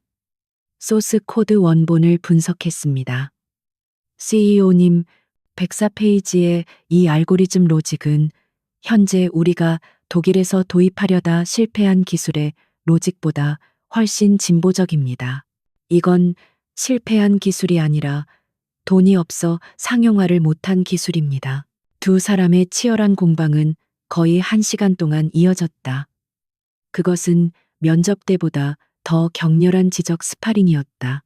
한태민은 그녀의 논리에서 단 하나의 허점이라도 찾아내려 했지만 서연은 모든 공격을 완벽하게 방어하고 때로는 역습까지 가했다. CEO님께서 우려하시는 그 부분은 오히려 우리가 이 딜을 통해 얻을 수 있는 가장 큰 기회입니다. 마침내 한태민이 입을 열었다. 그의 얼굴에는 처음으로 딱딱한 표정 대신 흥미롭다는 기색이 스쳤다. 좋아, 강 팀장. 당신 논리대로 진행해. 이사회 보고는 내가 직접 하지. 대신 이 딜의 모든 책임은 당신이죠. 실패하면 당신은 내 눈앞에서 사라져야 할 거야. 그것은 협박이었지만 동시에 최고의 신뢰를 의미하는 말이기도 했다. 서연은 집무실을 나왔다. 박 차장을 비롯한 팀원들이 그녀를 믿을 수 없다는 표정으로 바라보고 있었다. CEO와의 1시간 넘는 독대에서 살아 돌아온 것도 모자라 뉴로 AI라는 폭탄을 다시 안고 온 것이었다. 하지만 서연의 태도는 첫날과는 완전히 달라져 있었다. 그녀의 걸음걸이에는 10년 만에 되찾은 리더의 자신감과 권위가 실려 있었다. 지금부터 뉴로 AI 인수 TFT를 구성합니다. 박 차장님은 자금 흐름을, 김 과장은 법률 검토를 맡아주세요. 자료는 제 책상 위에 있습니다. 오늘 밤 10시까지 1차 보고 바랍니다. 그녀의 목소리는 조용했지만 그 안에는 거스를 수 없는 힘이 담겨 있었다. 팀원들은 자신들도 모르게 그녀의 지시에 따라 움직이기 시작했다. 그날 이후 서연과 한태민은 거의 매일 밤늦게까지 일했다. 뉴로 AI건을 시작으로 두 사람은 JW그룹이 검토 중인 수많은 M&A 전략에 대해 토론했다. 그것은 달콤한 대화가 아니었다. 오직 숫자와 논리, 그리고 전략만이 오고 가는 차가운 지적 교류였다. 한태민은 서연의 날카로운 통찰력에 감탄했고 서연은 한태민의 거대한 비전에 놀랐다. 그들은 서로에게 최고의 스파링 파트너였다. 한태민은 서연을 더 이상 10년 공백의 여자로 보지 않았다. 그는 그녀를 자신과 대등하게 전략을 논의할 수 있는 유일한 파트너로 인정하기 시작했다. 그리고 서연은 박지훈의 그늘 속에서 잃어버렸던 자신의 가치를 이 얼음 황제와 같은 남자의 인정을 통해 완벽하게 되찾고 있었다. 몇 주 후 뉴로 AI의 인수는 서연의 전략대로 성공적으로 마무리되었다. 그리고 이 박사의 팀은 JW그룹의 스마트 팩토리 사업부에 합류하자마자 그동안 해결하지 못했던 핵심 기술적 난제를 해결해내는 성과를 거두었다. 이 사회는 열광했고 한태민 CEO의 신임은 절대적이 되었다. 강서연이라는 이름은 JW그룹 내에서 CEO의 숨겨진 무기로 통하기 시작했다. 어느 늦은 밤 서연이 퇴근을 준비할 때 한태민의 집무실에서 인터폰이 울렸다. 강 팀장, 잠깐 들어와 봐. 싱가포르에서 재미있는 물건이 하나 들어왔는데 당신 의견이 듣고 싶군. 그는 기밀 문서가 담긴 태블릿 PC를 그녀에게 내밀었다. 그것은 그룹의 명운을 좌우할 수도 있는 극비의 해외 인수합병 건이었다. 그는 이제 그녀를 완전히 신뢰하고 있었다.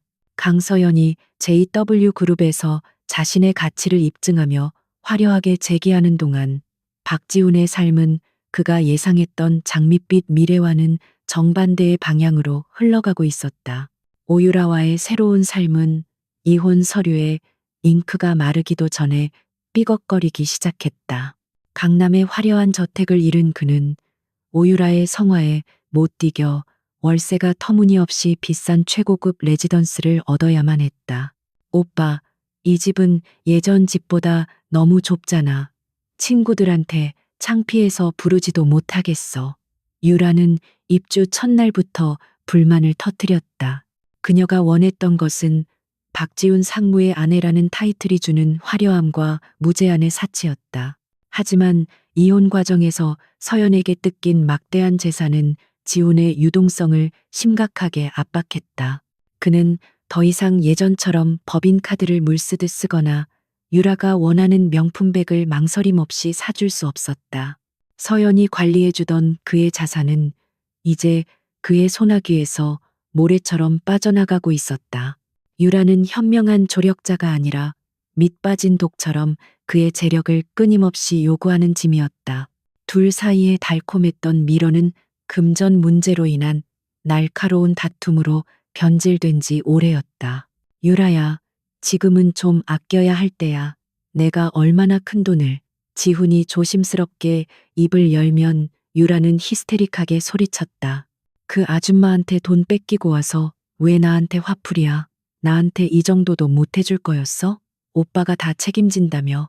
그 늙은 아줌마보다 내가 못한 게 뭔데. 그녀의 천박함과 이기심은 지훈을 지치게 만들었다.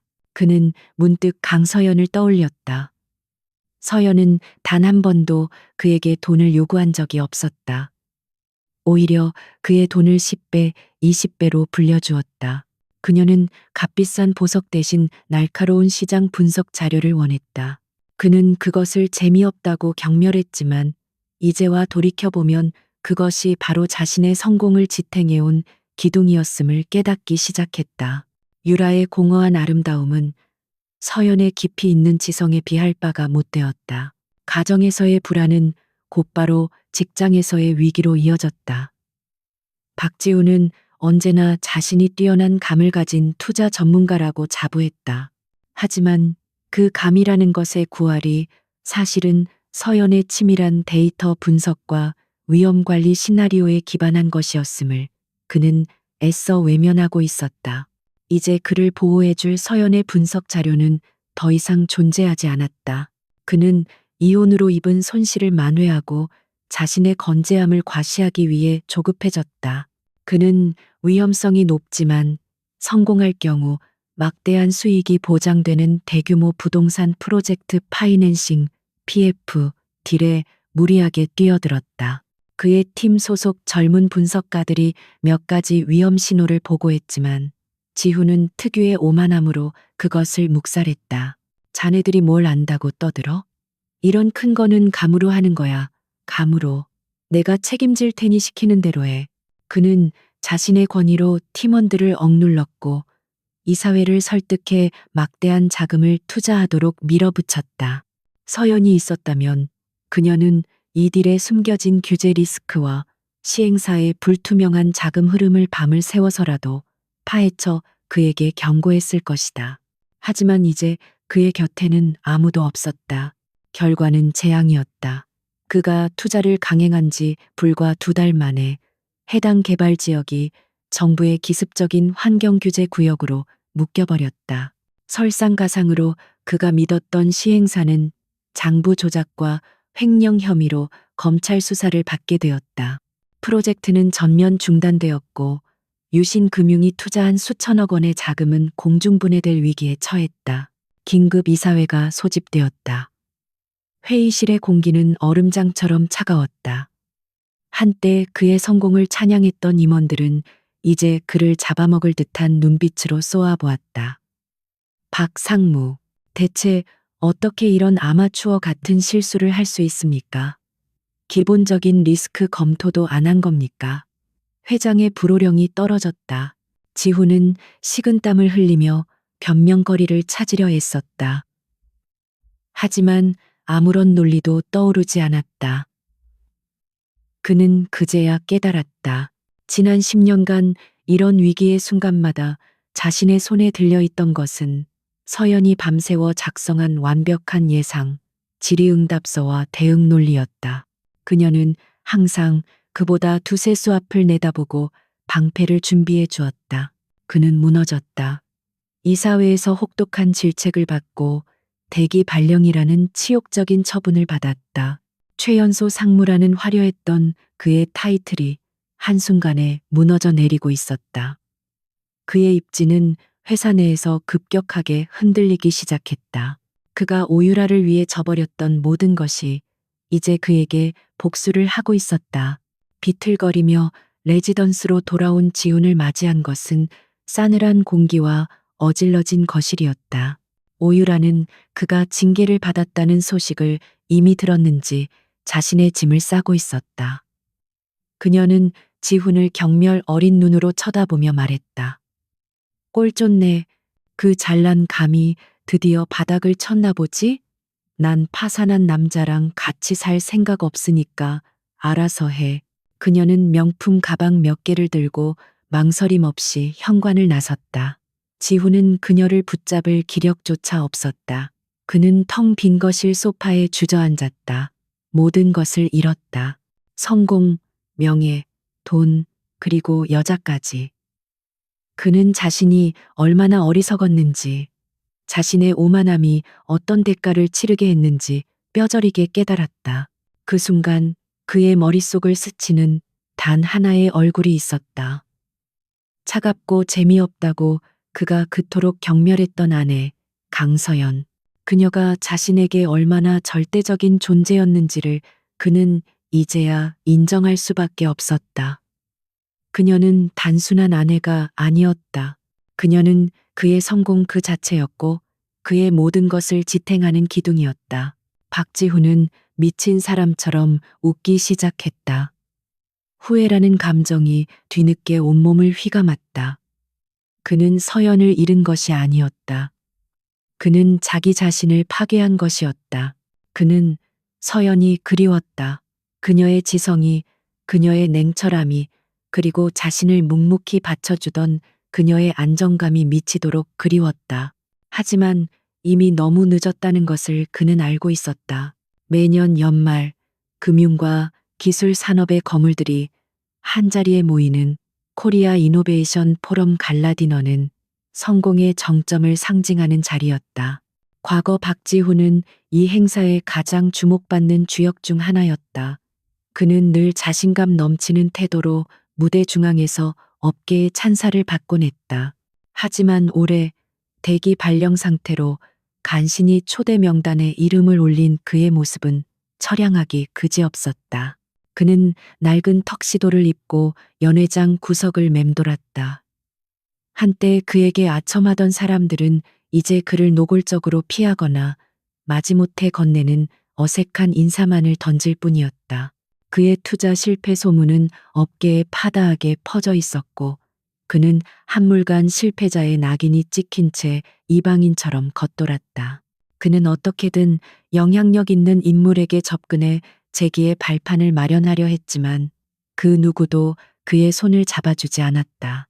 그의 초조한 시선이 연회장 입구를 향했을 때 순간 모든 소음이 멎는 듯했다. 모든 사람의 시선이 한 곳으로 집중되었다. 그리고 그 중심에는 강서연이 있었다. 그녀는 박지훈이 알던 그 여자가 아니었다. 10년간 얌전한 드레스와 긴 생머리로 자신의 빛을 감추고 살던 그녀는 온데간데 없었다. 서연은 어깨선을 과감하게 드러내는 짙은 로열 블루 색상의 실크 드레스를 입고 있었다. 단정하게 자른 쇼컷 헤어스타일은 그녀의 또렷한 이목구비와 지적인 분위기를 극대화시켰다. 화려한 보석은 없었지만 그녀의 눈빛과 당당한 태도 그 자체가 그 어떤 다이아몬드보다 빛났다. 그녀는 더 이상 누군가의 아내가 아닌 그 자체로 완벽하게 빛나는 존재, JW그룹 전략기획실장 강서연으로 서 있었다. 그리고 그녀의 곁에는 JW그룹의 총수, 얼음 황제라 불리는 한태민 CEO가 나란히 서 있었다. 업계에서 가장 냉철하고 접근하기 어려운 그가 서연을 향해서는 드물게도 진지한 경청의 태도를 보이고 있었다. 두 사람은 주변의 시선 따위는 아랑곳하지 않고 마치 둘만의 세계에 있는 듯 심각한 표정으로 무언가를 논의하고 있었다. 그들의 모습은 단순한 상사와 부하 직원이 아니었다. 동등한 파트너 혹은 그 이상이었다. 싱가포르 국부 펀드의 움직임이 심상치 않습니다. 이번 딜은 속도전이 될 겁니다. 서연이 낮은 목소리로 말하자 한태민이 고개를 끄덕였다. 그들의 자금력은 부담스럽지. 하지만 강 실장 당신의 분석대로라면 그들에게는 없는 키를 우리가 쥐고 있어. 이 사회는 내가 설득하지. 두 사람은 복잡한 국제 M&A 전략을 마치 체스 게임을 두듯 가볍게 논의하고 있었다. 박지훈은 그 광경을 얼어붙은 채 바라보았다. 그의 심장이 질투와 굴욕감으로 뒤틀리기 시작했다. 강서연이, 감히 강서연이 한태민과 저렇게 대등하게 서 있다고? 자신조차 감히 편하게 말을 걸기 어려웠던 그 한태민이 서연의 말에 귀를 기울이고 그녀를 신뢰하는 눈빛으로 바라보고 있었다. 그 지적인 대화, 그 냉철한 분위기는 자신이 서연에게서 빼앗고 경멸했던 바로 그것이었다. 그는 서연이 재미없고 늙은 여자라고 모욕했던 것을 기억했다. 하지만 지금 그의 눈앞에 서 있는 서연은 그가 만났던 그 어떤 여자보다도 매혹적이고 강렬한 아우라를 뿜어내고 있었다. 그녀의 지성이 그녀를 얼마나 빛나게 하는지 그는 이제야 깨달았다. 그는 자신이 쓰레기통에 버린 것이 낡은 구두가 아니라 세상에서 가장 희귀한 원석이었음을 직감했다. 그때 한태민이 잠시 다른 기업 총수와 인사를 나누기 위해 자리를 비웠다. 박지훈은 마치 홀린 사람처럼 서연을 향해 발걸음을 옮겼다. 그는 무슨 말을 해야 할지도 몰랐다. 그저 이 믿을 수 없는 현실을 확인하고 싶었을 뿐이다. 그가 서연의 앞에 다가섰을 때 서연은 샴페인 잔을 들고 잠시 생각에 잠겨 있었다. 서연 씨, 박지훈이 간신히 목소리를 쥐어짰다. 그의 목소리는 형편없이 떨리고 있었다. 서연은 천천히 고개를 들었다. 그녀의 눈빛에는 놀라움이나 반가움 혹은 분노 같은 감정은 전혀 담겨 있지 않았다. 그저 길에서 우연히 마주친 낯선 사람을 보는 듯한 완벽한 무관심과 냉정함만이 존재할 뿐이었다. 오랜만이네요. 박지훈 상무님. 아니, 이젠 그냥 박지훈 씨라고 불러야 하나요? 서연의 목소리는 차가웠다. 그녀는 그를 위아래로 훑어보았다. 구겨진 턱시도, 초조함이 서린 눈빛, 실패자의 낙인. 그녀는 그를 완벽하게 파악했다. 무슨 일이죠? 혹시 JW그룹에라도 볼 일이 있으신가요? 그녀의 태도는 지훈의 마지막 남은 자존심을 산산조각 냈다. 그는 서연이 자신을 보고 무너지거나 최소한 동요할 것이라 기대했다. 하지만 그녀는 그를 완벽하게 과거로 치부하고 있었다. 그는 다급하게 말을 내뱉었다. 서연아, 아니, 강서연 씨, 당신, 어떻게, 한태민 CEO와는 어떻게 아는, 업무상 파트너입니다. 서연이 그의 말을 잘랐다. 박지훈 씨가 이해하기엔 조금 복잡한 이야기일 수도 있겠네요. 당신이 재미없다고 버렸던 제 머리가 어떤 사람들에게는 꽤 비싼 값에 팔리거든요.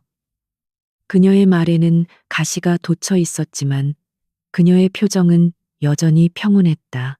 바로 그때 한태민이 대화를 마치고 돌아왔다. 그는 서연의 앞에 서 있는 낯선 남자 박지훈을 차갑게 쏘아보았다. 강 실장, 아는 사람인가? 그의 목소리에는 서연을 향한 미묘한 보호의 기색이 담겨 있었다. 박지훈은 한태민의 압도적인 기세에 눌려 저도 모르게 뒷걸음질 쳤다. 아뇨, 서연이 박지훈에게서 시선을 거두고 한태민을 향해 부드럽게 미소 지으며 말했다. 그냥 길을 잃은 분 같네요. 저희는 가보죠, CEO님. 아까 하던 이야기 마저 해야죠. 그녀는 박지훈을 마치 존재하지 않는 사람처럼 지나쳐 한태민과 함께 연회장 중앙으로 걸어갔다. 박지훈은 그 자리에 못 박힌 듯 서서 멀어지는 두 사람의 뒷모습을 바라보았다. 서연이 한태민을 향해 짓는 저 미소, 저 지적인 교감, 저 완벽한 파트너십.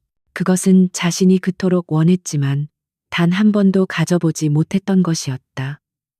그리고 그것은 자신이 서연에게 줄 수 없었던 것이었다. 그는 자신이 버린 여자가 자신이 감히 넘볼 수도 없는 남자의 곁에서 빛나고 있는 모습을 목격했다. 그것은 단순한 질투가 아니었다. 뼛속까지 사무치는 후회였다. 그는 미칠 것 같은 상실감에 휩싸였다. 그는 서연을 되찾고 싶었다. 아니, 그는 서연이 가진 능력을, 그녀가 가져다 주던 안정감을, 그리고 이제는 그녀 자체가 되어버린 성공을 되찾고 싶었다. 그의 눈빛이 광기 어린 집착으로 변하기 시작했다. 안 돼. 강서연, 당신은 내 거야. 내게서 벗어날 수 없어. 그날 밤 갈라 디너에서 돌아온 박지훈은 잠을 이룰 수 없었다. 강서연이 한태민의 곁에서 빛나던 모습, 그리고 자신을 길 잃은 사람 취급하던 그 차가운 눈빛이 그의 뇌리에서 떠나지 않았다. 그것은 단순한 질투나 후회를 넘어선 자신의 존재 가치 자체를 부정당한 듯한 끔찍한 굴욕감이었다. 그는 자신이 버린 것이 무엇인지, 그리고 그 대가로 무엇을 잃었는지 처절하게 깨닫고 있었다. 그는 미친 듯이 전화를 걸기 시작했다. 새벽 2시, 3시, 4시, 그는 서연이 이 전화를 받고 당황하거나 최소한 분노하기를 바랐다. 하지만 서연의 전화기는 꺼져 있지도 수신 거부 상태도 아니었다. 그저 고요한 신호음만 반복되다가 음성 사서함으로 넘어갈 뿐이었다. 그는 그녀가 자신의 전화를 의도적으로 무시하고 있음을 알았다. 같은 시각, 강서연은 JW그룹 최상층 전략회의실에서 싱가포르 국부 펀드의 움직임을 분석하는 화상회의를 막 마친 참이었다.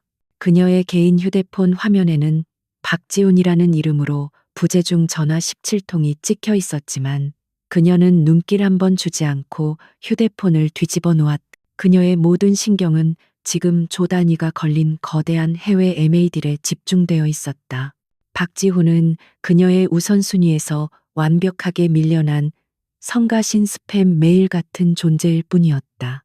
다음 날 아침 JW그룹 1층 로비는 거대한 꽃바구니들로 아수라장이 되었다. 박지훈이 보낸 것이었다.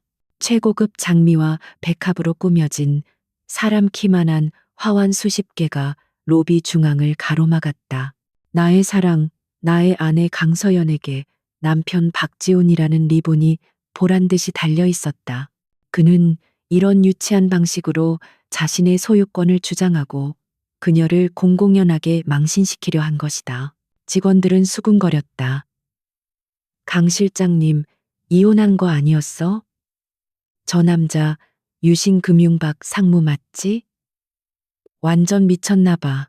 서연은 1층에 도착하자마자 이 광경을 목격했다. 그녀는 표정 하나 바꾸지 않고 비서에게 지시했다. 김 비서, 저 쓰레기들 당장 치워요. 가까운 병원이나 요양원에 기부하든지 아니면 전부 폐기 처분해요.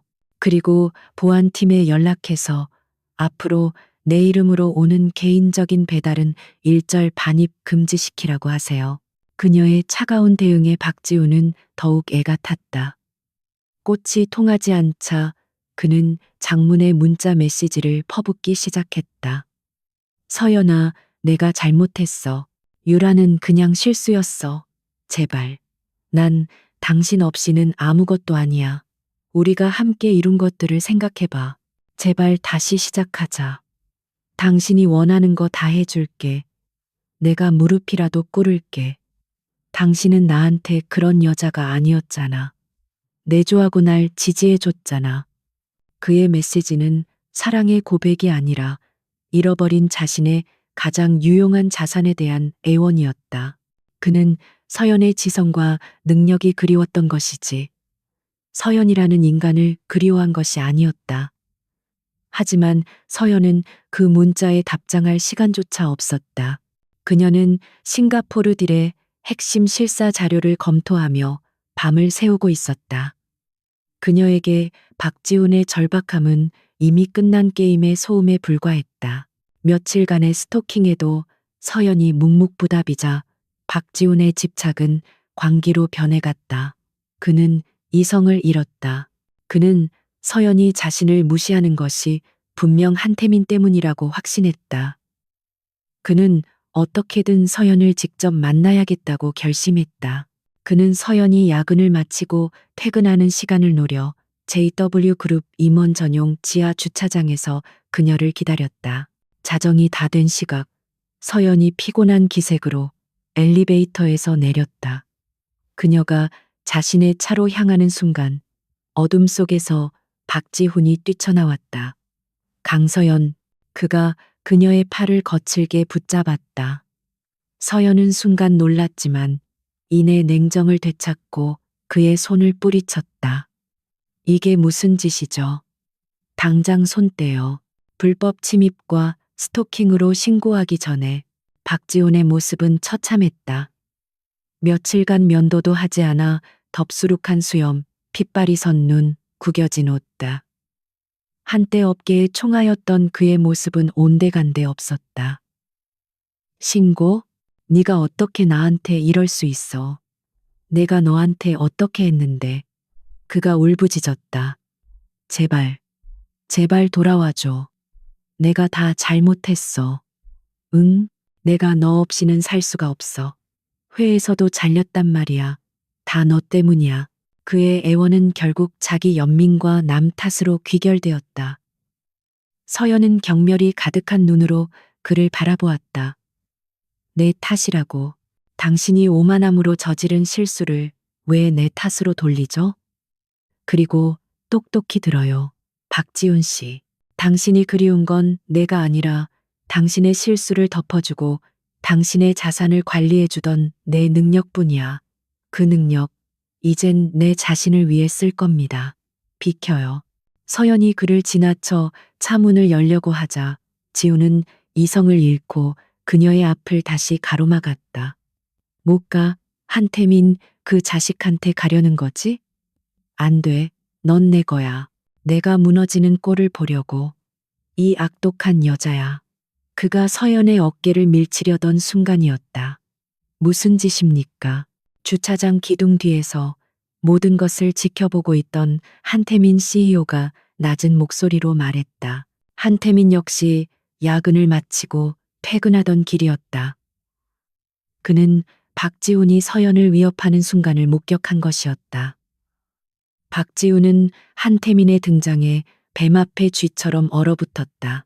한태민은 박지훈에게는 눈길도 주지 않고 서연에게 다가가 그녀의 상태를 살폈다. 괜찮습니까? 강 실장, 네, 괜찮습니다. CEO님, 한태민은 그제야 박지훈을 향해 고개를 돌렸다. 그의 눈빛은 영하 수십 도의 얼음보다 차가웠다. 당신 유신금융의 박지훈 상무 맞지? 아니, 이젠 아니던가. 그는 자신의 휴대폰을 꺼내 보안팀장에게 직접 전화를 걸었다. 보안팀장, 지금 즉시 B 주차장으로 와. 외부인이 임원구역에 무단 침입해 강 실장을 위협하고 있다. 경찰에도 즉시 신고해. 안 돼, 안 돼, 제발. 그것만은. 박지훈이 바닥에 주저앉아 빌기 시작했다. 그의 마지막 자존심마저 무너져 내렸다. 하지만 한태민은 그를 벌레 보듯 내려다볼 뿐이었다. 강 실장은 우리 JW그룹의 핵심 인재다. 당신 같은 쓰레기가 함부로 손댈 수 있는 사람이 아니란 말이다. 그의 말은 서연을 향한 확고한 신뢰와 보호 의지를 드러내고 있었다. 이 사건은 박지훈의 광기 어린 집착을 멈추게 하기는커녕 오히려 최악의 상황으로 몰고 갔다. 며칠 후 박지훈은 마지막 발악을 감행했다. 그는 낮 시간 JW그룹의 거대한 1층 로비로 당당하게 걸어 들어왔다. 그리고는 경비원들의 제지를 뿌리치며 로비 중앙에서 고래고래 소리를 지르기 시작했다. 강서연 나와. 내 안에 당장 나오라고 해. 로비는 순식간에 아수라장이 되었다. 직원들과 방문객들이 모두 이 추태를 지켜보며 수군거렸다. 저 남자 또 왔네. 저번에 주차장에서 쫓겨났던 저 사람이 강 실장님 전 남편이라며?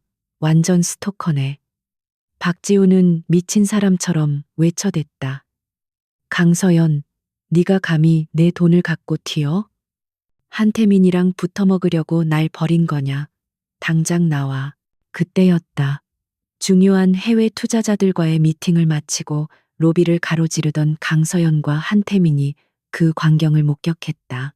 박지훈은 두 사람이 함께 있는 것을 보자 눈이 뒤집혀 그들을 향해 돌진했다. 거기서 이 불륜 남녀야. 그가 서연의 팔을 잡으려 달려드는 순간 한태민이 서연의 앞을 막아서며 박지훈의 손목을 강철 같은 힘으로 낚아챘다. 보안팀 뭐 하고 있나?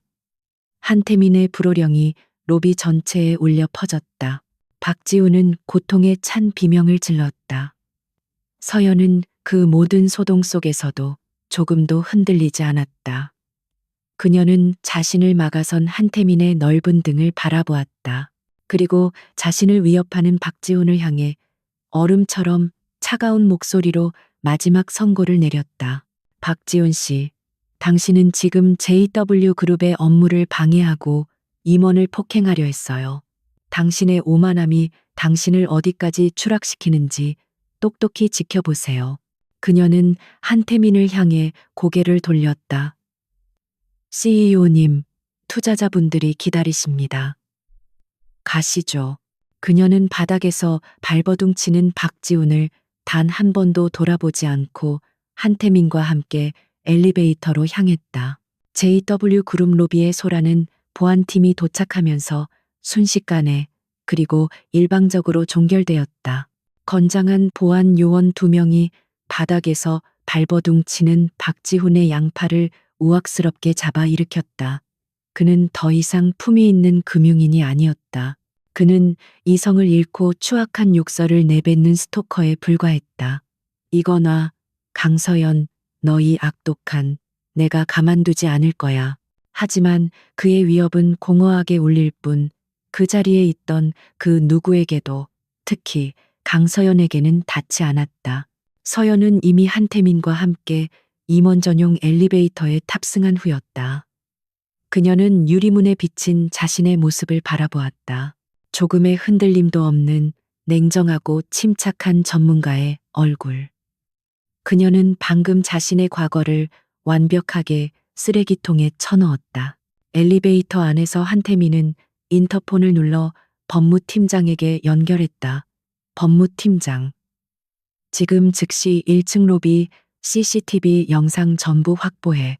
박지훈 씨 건, 업무방해, 명예훼손, 폭행미수, 접근 금지 가처분 신청까지 동원할 수 있는 모든 법적 조치를 취해 다시는 이 건물 100m 이내에 접근조차 못하게 만들어.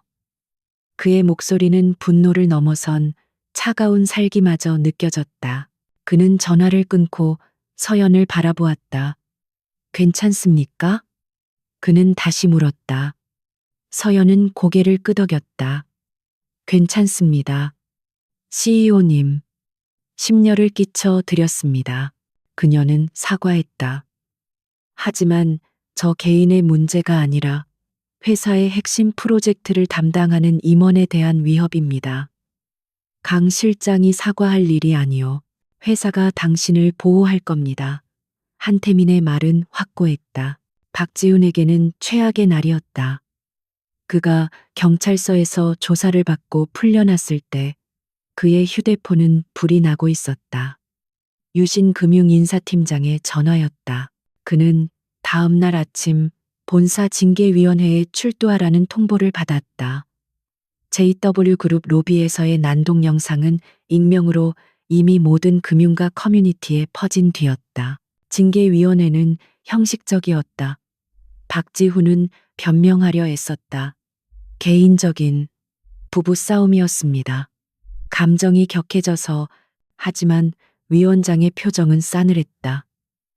박상무. 당신의 PF 투자 실패로 회사가 입은 손실이 수천억입니다. 그 와중에 경쟁사 로비에서 이런 추태를 벌여 회사의 명예까지 실추시켰습니다. 당신은 더 이상 유신 금융의 일원이 될 자격이 없습니다. 해고 통보였다. 최연소 상무라는 신화는 가장 치욕적인 방식으로 막을 내렸다. 그는 짐을 쌀 시간도 없이 회사에서 쫓겨났다. 모든 것을 잃은 그가 마지막으로 의지할 곳을 찾아 비싼 레지던스로 돌아왔을 때 그를 맞이한 것은 텅 빈 집이었다. 오유라는 이미 사라진 뒤였다.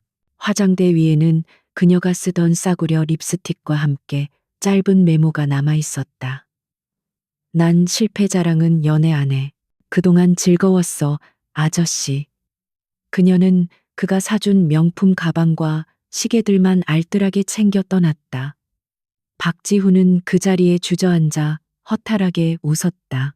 그는 서연의 완벽한 복수극의 주인공이 되었음을, 그리고 자신의 오만함이 자신을 완벽하게 파멸시켰음을 깨달았다. 같은 시각 강서연은 JW그룹의 가장 깊숙한 곳에 위치한 MA 전략회의실, 일명 워룸에서 싱가포르 딜의 마지막 단계를 지휘하고 있었다. 협상은 교착 상태였다. 막대한 자금력을 동원한 싱가포르 국부 펀드 GIC는 JW 그룹보다 10%나 높은 가격을 제시하며 사실상 승리를 선언한 상태였다. 실무진은 패배감에 젖어 있었다. 강 실장님, 자금력에서 도저히 상대가 안 됩니다. 이 사회에서도 포기하자는 의견이 나오고 있습니다. 박 차장, 그는 이제 서연의 가장 충실한 오른팔이 되어 있었다. 그가 침통한 표정으로 말했다. 서연은 100장이 넘는 실사 보고서의 마지막 페이지를 넘기고 있었다. 그녀의 눈빛은 포기 대신 무언가를 발견한 듯 날카롭게 빛나고 있었다. 아니요. 서연이 입을 열었다. 회의실의 모든 시선이 그녀에게 집중되었다. 우리가 이깁니다. 돈이 아니라 이것들로요. 그녀는 스크린에 인수 대상 기업의 기술 특허 조항 중 아주 작은 글씨로 적힌 독소 조항 하나를 띄웠다. 핵심 기술 라이선스는 EU 반독점 규제와 연동되며 제3국 국부 펀드에 의한 인수 시 자동 파기될 수 있음. 회의실은 순간 정적에 휩싸였다. GIC는 그들의 막대한 자금력만 믿고 이 복잡한 유럽연합의 규제 함정을 미처 파악하지 못했던 것이다. 만약 그들이 인수한다면 그들은 빈 껍데기만 갖게 될 것이었다. 지금 즉시 GIC의 법무팀에 이 조항에 대한 유권 해석을 익명으로 보내세요. 그리고 우리는 인수 가격을 10% 낮춘 수정 제안서를 제출합니다. 이것은 협상이 아니라 구제책 제안입니다. 서연의 전략은 완벽하게 먹혀들었다. 자신들의 실수를 깨달은 GIC는 막대한 위약금을 무는 대신 JW그룹의 제안을 받아들이고 딜에서 빠졌다. JW그룹은 당초 예상했던 금액보다 훨씬 낮은 가격에 21세기 핵심 기술을 보유한 유럽의 알짜 기업을 인수하는 데 성공했다. 이것은 JW그룹 역사상 가장 성공적인 M&A로 기록될 것이었다. 딜이 성공적으로 종결된 다음 날 한태민 CEO는 긴급 이사회를 소집했다. 그는 이번 M&A의 전 과정을 브리핑하며 모든 공을 강서연에게 돌렸다. 이번 승리는 오직 강서연 실장의 전략적 통찰력 덕분입니다. 그녀는 우리가 놓쳤던 함정을 발견했고 적의 약점을 파고들어 불가능한 승리를 가져왔습니다. 그는 이사들을 향해 선언했다. 이에 본인은 이사회의 동의를 얻어 그룹의 전략적 미래를 총괄할 새로운 직책을 신설하고자 합니다. 강서연 실장을 그룹 최고 전략 책임자 CSO Chief Strategy Officer로 임명합니다. 이사들의 만장일치 박수가 터져 나왔다. 10년 만에 현장에 복귀한 그녀는 불과 몇 달 만에 그룹의 핵심 최고 경영진의 자리에 오른 것이다. 며칠 후 강서연은 새로운 사무실로 이사했다. 전략기획실장의 사무실이 아니라 CEO와 같은 층에 위치한 남산과 한강이 한눈에 내려다 보이는 거대한 코너 오피스였다. 통유리창으로 쏟아지는 햇살이 그녀의 책상 위 CSO 강서연이라는 명패를 비추고 있었다. 그녀는 더 이상 누구의 그늘 아래에도 있지 않았다. 그녀 자신이 빛의 중심이었다. 그녀가 창밖에 서울을 내려다보고 있을 때 노크 소리와 함께 한태민이 들어왔다. 그의 손에는 축하 꽃다발 대신 또 다른 두꺼운 파일이 들려 있었다. 축하한다는 말은 이걸로 대신하죠. 강 CSO. 그가 파일을 책상 위에 올려놓았다. 다음 타깃입니다. 북미의 신재생 에너지 기업인데 만만치 않은 상대가 될 겁니다. 서연은 파일을 집어들었다. 그녀의 눈은 이미 다음 전투를 향하고 있었다. 그녀는 한태민을 바라보며 10년 만에 처음으로 가장 자신감 넘치고 편안한 미소를 지었다. 흥미롭네요. 한 CEO님, 분석에 48시간이면 충분할 것 같습니다. 두 사람은 나란히 서서 창밖의 거대한 도시를 내려다보았다. 그들의 관계는 여전히 차가운 존경심에 기반했지만 이제는 그 누구도 깨뜨릴 수 없는 강력한 파트너십으로 진화해 있었다. 두 명의 전략가, 그들의 진짜 게임은 이제 막 시작되고 있었다.